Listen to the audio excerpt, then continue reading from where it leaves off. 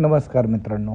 तर आज आपली 24 ऑगस्ट 2025 रोजी NIBMची जी ट्रिप निघाली ती राजगडसाठी निघाली आणि या ट्रिपमध्ये सामील झाले होते आपले पॅरेंट्स आणि विद्यार्थी.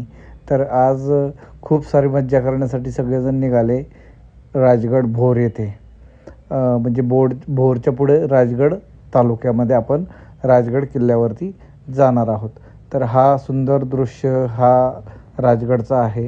या ठिकाणी मस्त असं धुकं पडलं होतं आणि पाऊसही येत होता. त्यासाठी आम्ही रेनकोट आणि बाकीची व्यवस्था करून पुढं निघालो होतो आणि हातात काठी याच्यासाठी घेतली होती की घसरू नये आणि आपल्याला व्यवस्थितरित्या किल्ला चढता यावा आणि उतरता यावा यासाठी आपल्याला ही काठी घेतली होती. आणि मुलांनी या सगळ्याचा आनंद घेत डान्स करत खूप सारी मजा करत किल्ल्यावरती पोचले.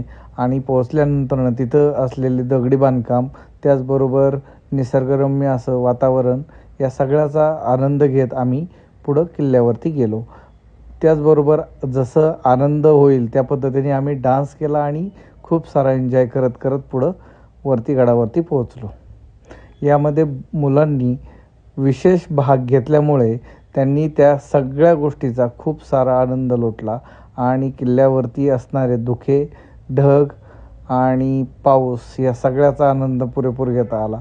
आम्ही प्रिकॉशन म्हणून अंगावरती रेनकोटची व्यवस्था केली होती आणि ते रेनकोट घालून आम्ही त्या ठिकाणी राजगड चढत वरती पोहोचलो. पोहोचल्यानंतरनं आम्हाला तेथील दगडी बांधकाम आणि कडक कपारीचा रस्ता या सगळ्या याच्यामधून आम्ही चालत वाट काढत पुढं पोहोचलो. त्या ठिकाणी आम्हाला विशेष म्हणजे माकडांचंही दर्शन झालं. माकडं हे आपल्याला गड किल्ल्यावरती पाहायला मिळतात, पण या ठिकाणी ही पावसामध्ये सुद्धा आम्हाला काही माकडं दिसली.